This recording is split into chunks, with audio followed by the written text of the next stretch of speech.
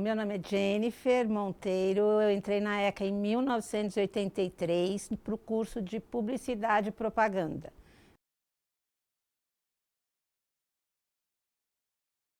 Olha, eu tive uma infância muito boa, muito feliz, com pais que me proporcionaram todo o que pode ser possível proporcionar a uma criança que precisa estudar. Então, eu sempre tive bons colégios, eu sempre tive bons cursos extras, né, para fazer inglês, artes e tal, não sei o quê.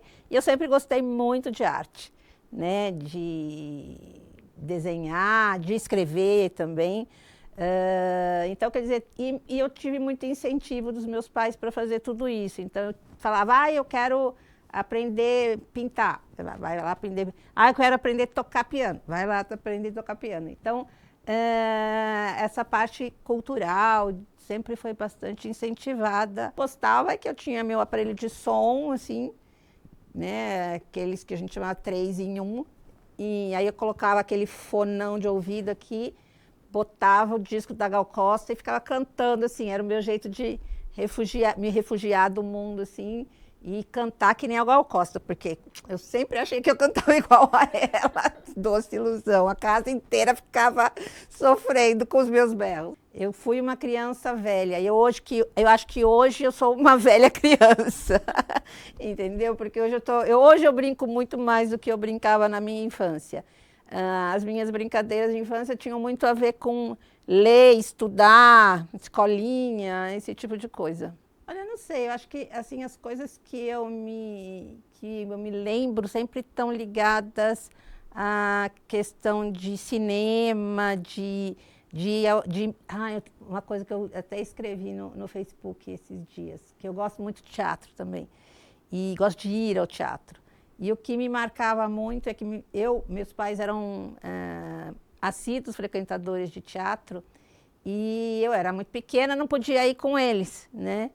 E aí eles falaram assim, não, tudo bem, a gente vai, mas a gente traz alguma coisa para você, aquelas histórias, né, de pai. Eu falei assim, e esse alguma coisa sempre era o programa da peça e um chocolate, né?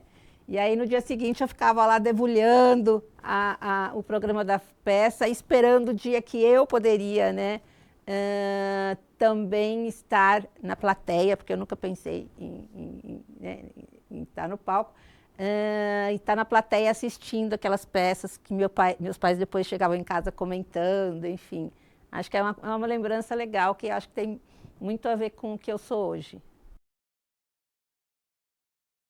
Ixi. Por que isso? Sei que a minha adolescência passou assim, nem vi. É de uma boa forma? Putz, a mesma coisa que eu fazia antes. Ler, estudar, entendeu? Eu saía muito pouco, né? Gostava de ler, estudar, ouvir música. Música era uma coisa que sempre ouvi bastante. Mas era mais isso mesmo. Por quê? Introvertida. Eu sempre tive dificuldade, vocês vão dar risada agora, de falar, enfim, de fazer amizades e tal, não sei o quê. Então, eu era introvertida, assim. Hoje as pessoas dão risada quando eu falo isso, né? Porque elas assim, nossa, você! Não, é zero. Quando foi? Quando você sentiu Muito por causa da ECA. Muito por causa da ECA. Porque, assim, eu estudei do antigo primeiro ano primário até o terceiro colegial no colégio de freiras. Entendeu? Isso resolve, isso explica muita coisa, né? E era um colégio só de meninas, né? Então, muito dessa minha introversão e tal que eu falo para você, é porque eu era quietinha, eu era pessoa comportada, juravam que ia ser freira, entendeu? Então, quer dizer, tem esse componente, né? E foi muito legal, assim, eu sempre digo que foi o choque total, né? Porque eu saí do colégio de freiras e vim parar na ECA, né? E eu não sei como é a ECA hoje aqui, mas assim, quando a gente falava que ia fazer ECA, primeiro que a pessoa não sabia o que era, né? Aí falava assim, aí quando falei, aquela faculdade de maluquinho, entendeu? Então, quer dizer, eu saí de um lugar muito certinho, de uma redoma de vidro que a gente ficava, para um lugar assim que era muito diferente, né? Muito diferente. Sim, sim. Eu sempre acho que as coisas dão um bom tempero, sabe, assim? Porque eu acho que eu trouxe algumas coisas, alguns valores desse colégio que eu estudei. Não concordava com tudo, né? Mas assim, mas eu trouxe alguns valores para a minha vida que são inegociáveis, né? Então, nesse ponto, sim, me ajudou muito, tá? E aí, e talvez também tenha me dado o discernimento para quando tive esse choque de chegar na ECA e de ver não perder a cabeça também, porque às vezes você pode pirar na batatinha, né? E falar assim, né? Não, eu consegui, acho que, entrar num equilíbrio legal, pelo menos para aquilo que eu acredito que é bom para mim, né? Na escola, literatura, matemática, física e química.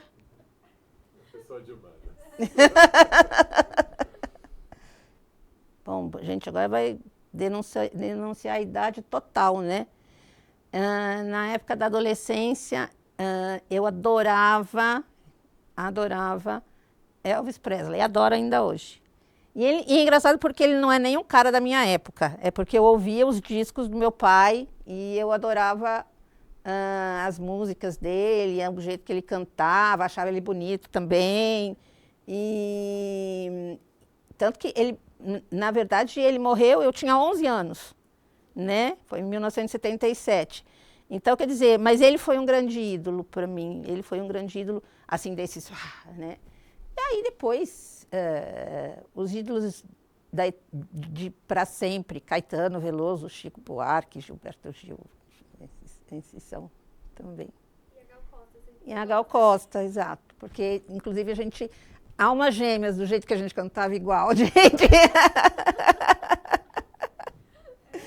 Como era a sua... Ai, aula de manhã, minha mãe me pegava na escola na hora do almoço, estudava na parte da tarde, aula de inglês, Pan-Americana de arte, não sei o que lá.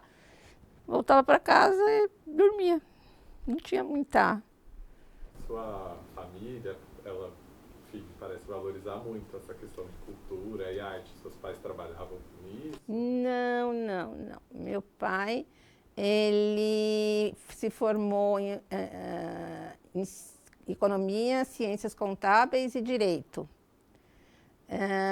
A minha mãe, na verdade, ela era professora, teve uma escola antes de eu nascer, mas nenhum deles tinha nenhuma atividade relacionada à arte ou cultura. Mas meu pai adorava, ele comprava todos os equipamentos de áudio e vídeo que você pudesse imaginar. Era filmadora Super 8, projetor Super 8, projetor de slides, máquinas fotográficas. Eu cresci mexendo nisso, entendeu? Então, porque ele gostava, né? Então, até hoje eu tenho as coisas lá. Então, quer dizer, é uma coisa que sempre esteve presente, né? Eu acho que isso despertou muito essa coisa em mim, essa coisa das artes visuais, do audiovisual, da fotografia, enfim. Como é que você via? Nenhuma. Não tinha relação nenhuma com a USP, muito menos com a ECA, antes de entrar aqui.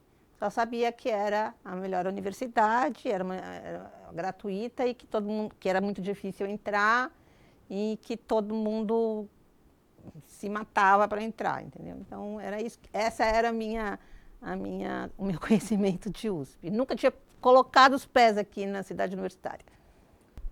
Então, é aquilo que eu falei, né?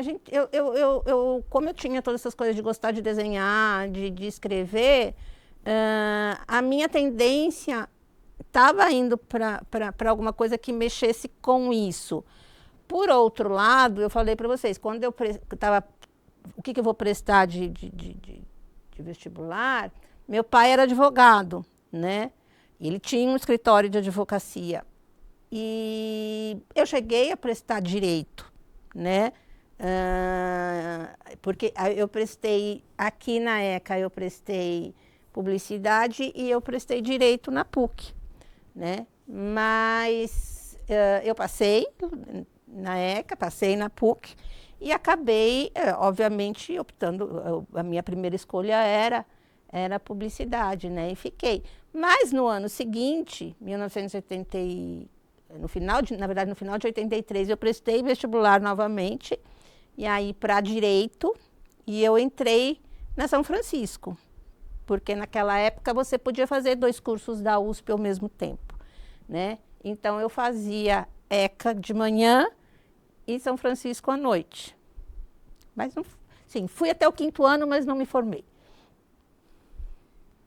Era muito bom. Era muito bom, era muito bom. A gente vivia uma época muito interessante, porque a minha turma não pegou a ditadura, né, militar. A gente chegou quando já estava havendo aquela abertura, né?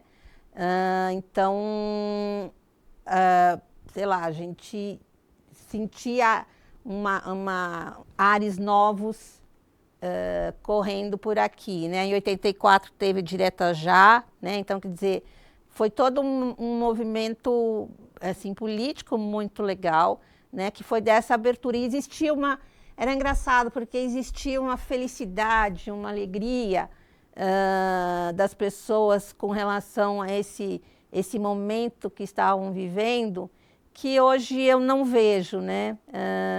Quando a gente pôde votar para presidente, né? Ou quando a gente foi para a rua para pedir para votar para presidente, as pessoas estavam muito felizes, estavam assim, acreditando em que algo melhor podia acontecer, né?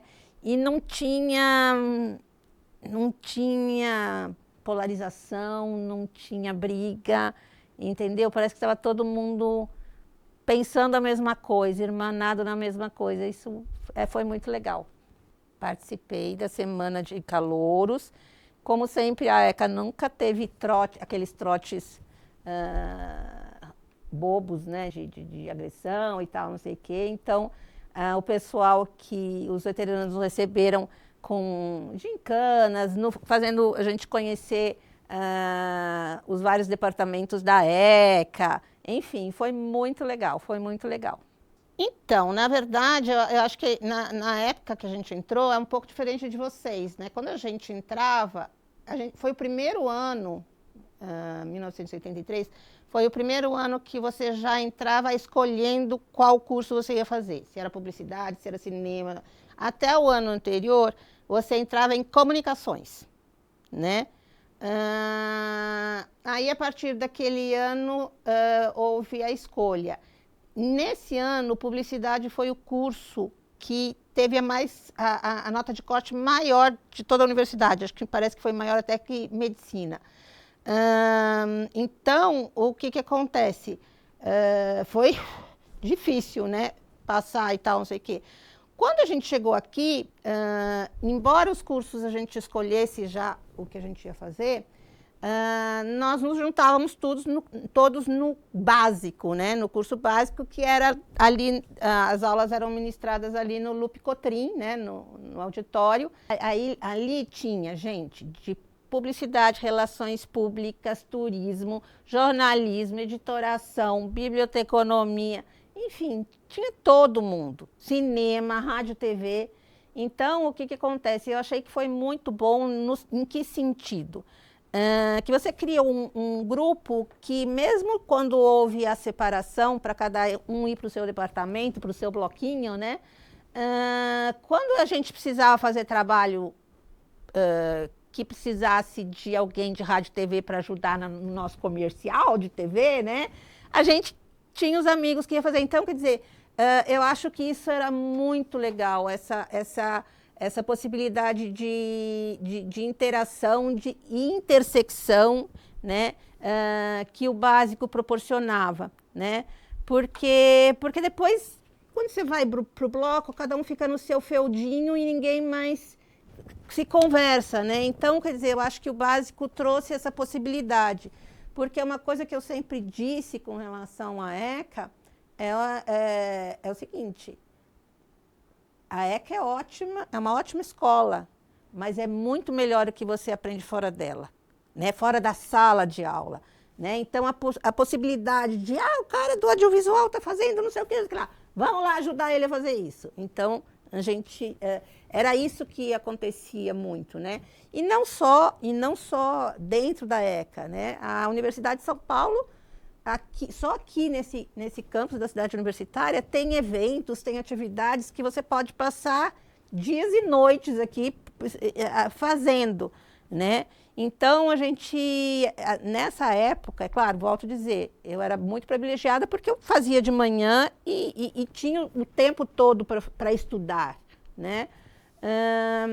Eu acabava indo, hoje vai ter alguma coisa na FEFELESH, então vamos lá assistir a palestra. Então, quer dizer, eu sempre digo, o que você aprende na sala de aula dentro da ECA é bom. Agora, o que você aprende fora dela era muito melhor. E eu acho que isso proporcionava, o básico nos proporcionava isso, porque aí se juntava, e aí ia o grupinho, tinha gente de cinema, rádio, TV, ia todo mundo para a tal da palestra, ou para o cineclube de não sei aonde, entendeu? Então, acho que isso era bem legal. Mas é que tá, por exemplo, CPUSP. Como eu falei para vocês, né, que eu não sou uma pessoa de esportes, né, eu ia muito pouco ao CPUSP, porque todo mundo ia correr, fazer atletismo.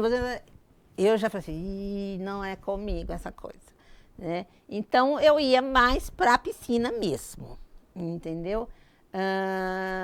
Então, a minha frequência no CPUSP se limitava à piscina e olhe lá. Bandejão, eu também ia pouco também. Por quê? Porque às vezes eu saía correndo daqui, ia para outro curso não acontecia de eu precisar almoçar por aqui tantas vezes, mas frequentei tudo que podia aqui. Tudo, eu levei ao pé da letra a orientação do meu pai, né? Aproveite o que você você tem aí, entendeu? Assim, você só vai ter a experiência completa, só vai saber se é bom ou ruim se você experimentar. Então, eu fiz isso. Quando eu estava no último ano de faculdade aqui da ECA, no penúltimo ano, eu e o Fernando, que na época era meu namorado, a gente começou a estagiar juntos, numa agência, né? Aí ficamos 8 meses nessa agência, tanto que a gente transferiu o nosso curso para a noite e tal. E aí teve um momento que a gente saiu dessa agência e falava assim, doidos, né? Vamos abrir uma agência.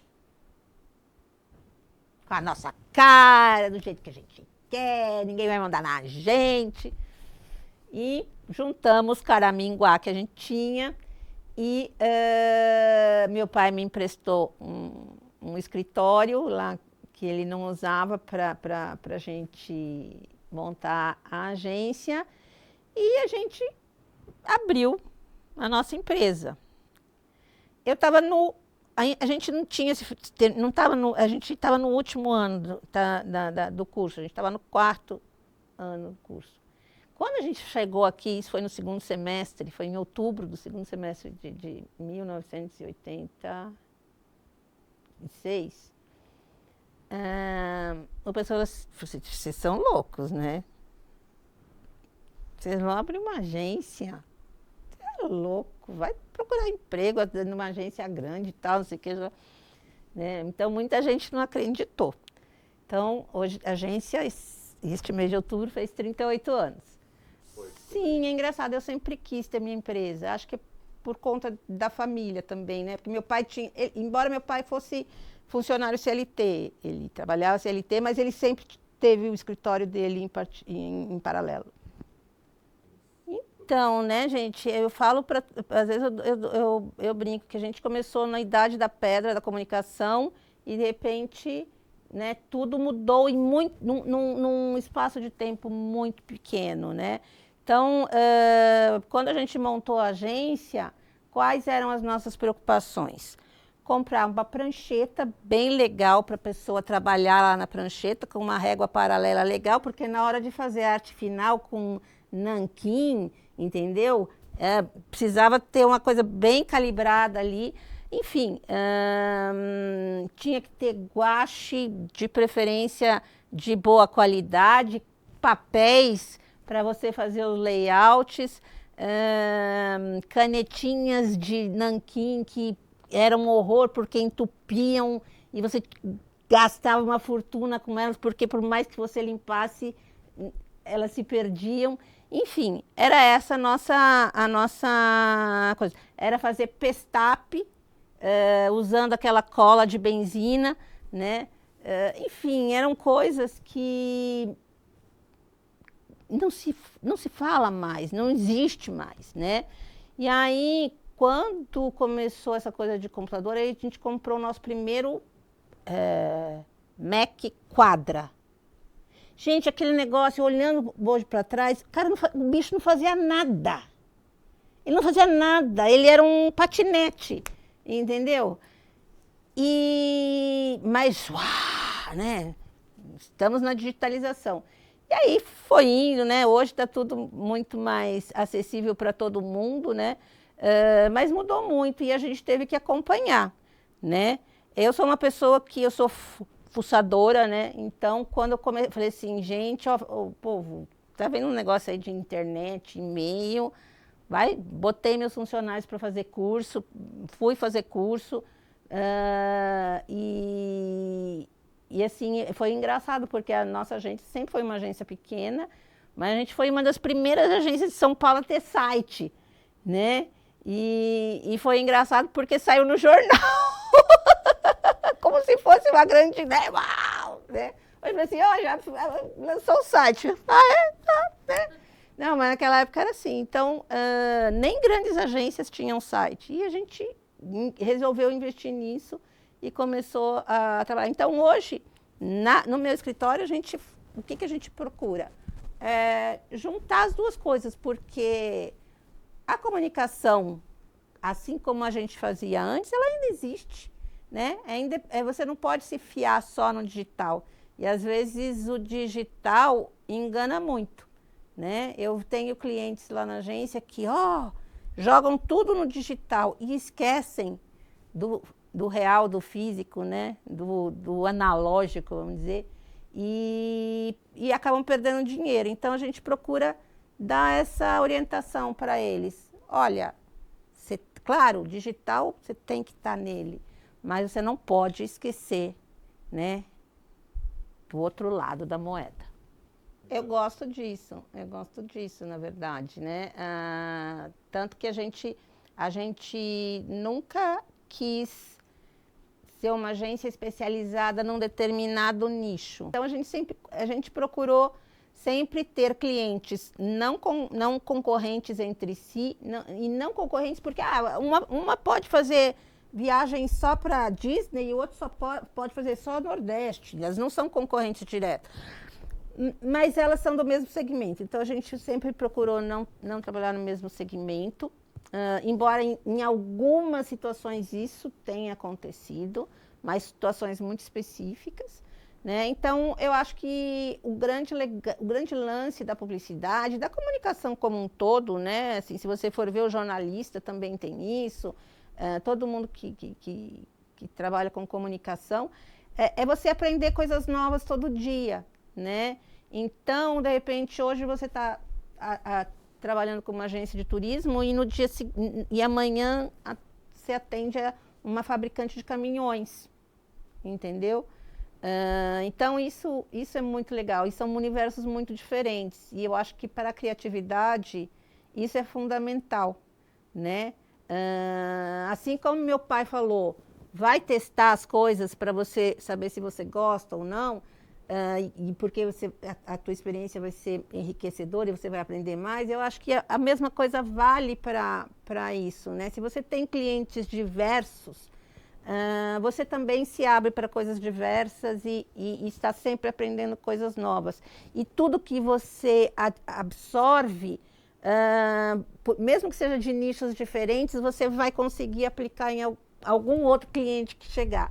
Entendeu? Eu acho que isso dá versatilidade para você, é muito bom.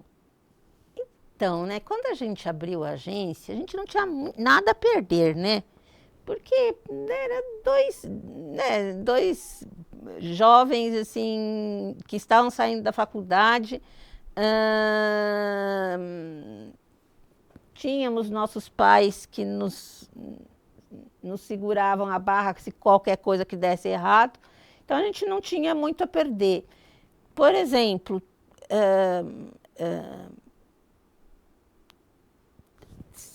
numa outra oportunidade, será que eu abriria a minha agência? Será que eu abriria a Presença Propaganda? Não sei, talvez se eu tivesse passado muito tempo num regime CLT e tal, não sei o quê, com aquela segurança e tal... Talvez eu falasse assim, gente, esse negócio de empreender, não quero, né, um CLTzinho ali, carteirinha, bonitinho, férias, blá, blá, blá. Por quê? Né? Empreender é assim, não tem férias, não tem nada garantido. Uma hora você contrata um monte de gente porque você conquistou uma conta enorme, na outra hora, porque mudou o diretor de marketing, ele manda a tua agência embora e você... Tá com toda aquela equipe que você formou para atender aquele cliente, e aí você está na Rua da Amargura. Enfim, então, quer dizer, não tem nada certo no empreender, né? Então, quer dizer, eu acho que talvez se eu não tivesse, se eu tivesse tido um período de CLT, eu acho que seria difícil eu buscar, por isso que as pessoas falam, né, que empreendimento por necessidade, quando a pessoa perde o emprego, aí perde a segurança, vai ter que empreender mesmo, mas não estava na alma dela, né? Mas assim, eu acho que empreender estava na minha alma e eu acho que eu fiz no momento certo.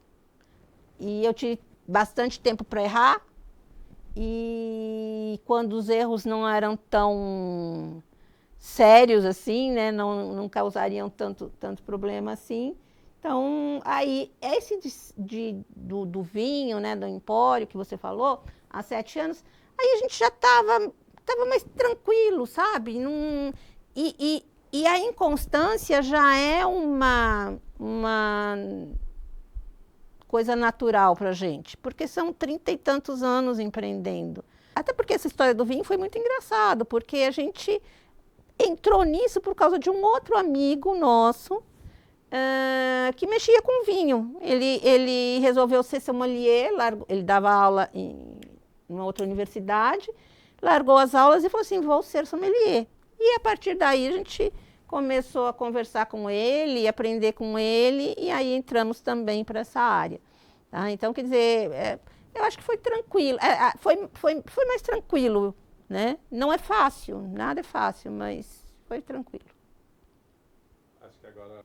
Então, veja bem, eu saí da ECA, mas a ECA nunca saiu de mim, né? Então, o que acontece? Há alguns anos atrás,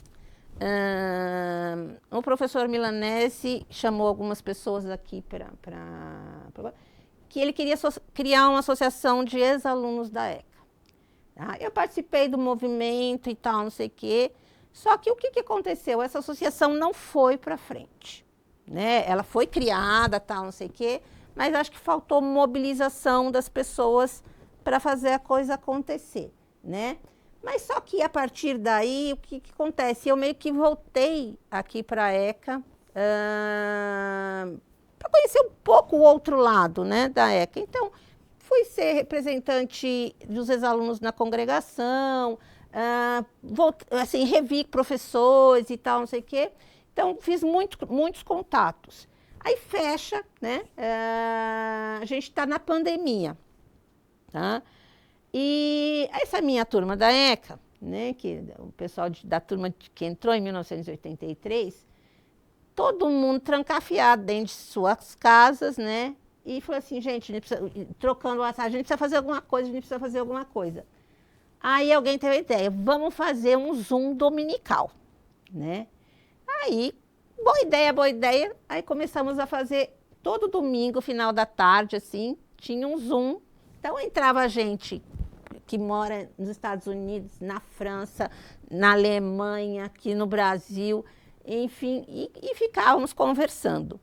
Nessas, mesmo pessoas que não eram tão íntimas, tão próximas, acabaram se aproximando mais, né?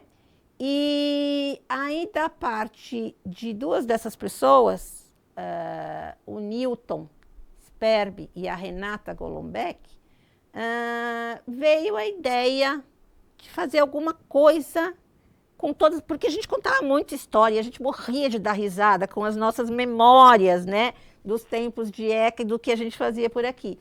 E aí o Newton e a Renata falaram assim, e se a gente fizesse uma coisa para coletar todas essas histórias, né?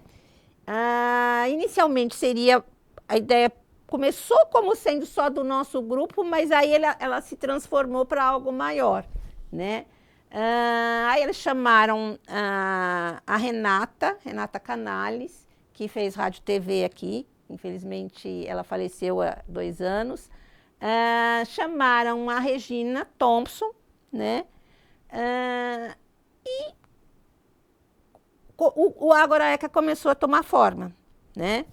Como eles sabiam que eu tinha participado da criação da Associação de Ex-Alunos, eles me chamavam, me perguntavam como funcionava, tal, não sei o quê, mas eu não participava do Ágora ECA. Aí teve um momento que a Renata saiu, porque ela tinha outros compromissos, não podia se dedicar. Então, o Newton, a Renata e a Regina me chamaram para participar. Isso, o Ágora ECA já tinha 1 ano, né? E aí eu entrei para participar, né? Porque ele falou assim, você conhece muita gente, você tem muitos contatos da época que vocês criaram a associação e tal, não sei o que, eu acho que vai ser legal se você trazer essa expertise para cá. E aí foi isso que aconteceu. O Ágora ECA é uma coisa muito gostosa de fazer, gente, é muito legal, porque a gente ouve histórias que fazem a gente rir, fazem a gente chorar. Nossa, quando a gente veio aqui coletar depoimentos logo depois da pandemia, que a gente estava pegando o pessoal que estava vindo pela primeira vez para a ECA, né? Porque não tinha aula, né?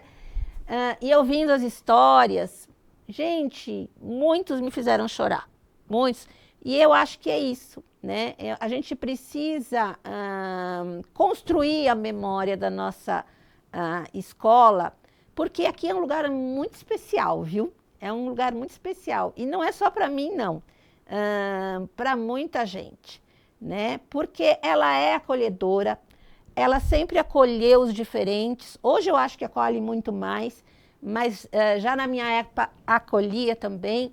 Então, eu acho que é muito importante a gente montar essa memória. Então, quando eu falo, a gente coleta depoimentos, às vezes as pessoas falam assim, mas eu não sou ninguém importante, eu não sou ilustre, mas eu não quero saber, eu quero a sua história. Como você chegou na ECA? Né? E aí as pessoas... É engraçado, elas ficam puxando da memória o que pode ser tão interessante que a gente queira ouvir. E aí eles vão puxando a história, e é aí que você se emociona, porque eles contam que foram os primeiros da família que entraram numa universidade, ou que sempre foi o sonho fazer jornalismo, porque era fã de algum jornalista XYZ. Enfim, todo mundo tem a sua história, todo mundo precisa contar a sua história e essa história precisa ser ouvida. Eu gostaria de parabenizar o projeto Memórias Ecanas. que já vem há muitos anos, né, acontecendo e tem feito esse trabalho de registrar a memória da ECA. Eu acho que isso é muito importante, até porque eu acho que a gente tem que valorizar mais a nossa escola, entendeu? A gente tem um tesouro aqui maravilhoso, maravilhoso. Então, eu acho que trabalhos como esse ajudam a fazer com que esse tesouro se mostre, né, para o mundo. E, claro, vou fazer o meu jabazinho. Quero convidar todo mundo a seguir o Ágora ECA. O site é agoraeca.com.br e as redes sociais Ágora ECA. Gente, eu acho que a gente,